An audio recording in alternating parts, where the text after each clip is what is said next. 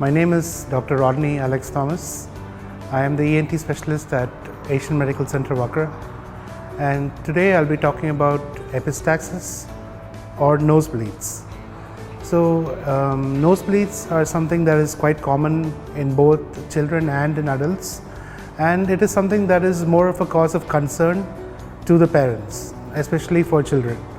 So now most of the nosebleeds that occur happens from the front of the nose, known as anterior epistaxis for children, and for adults mostly it happens from the front of the nose, and at times there is something known as posterior epistaxis. In almost all instances, bleeding from the nose is something that is a grave cause of concern to the parents because of the fact that they feel as if a lot of blood or quite a lot of amount of blood comes out from the nose, and it's worrisome for the parents. But in almost all instances, bleeding from the nose is something that is not something you should be overly concerned about, especially if it stops on its own. In almost 90% of the cases, epistaxis in children tends to stop on its own. If it doesn't stop, then that is something that is a cause of concern, and it is something that it should be seen by a ENT specialist.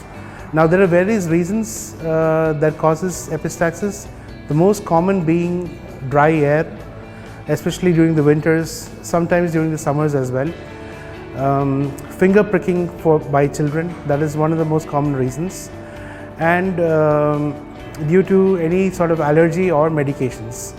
For adults, the common causes would be the same, but it can also be caused due to a hypertensive or an increase in blood pressure. Now, how do you manage bleeding from the nose? In almost all instances, you don't have to do anything. All you have to do is just bend forward a little bit, tilt your head and pinch your nose. You can apply ice packs on the nose as well.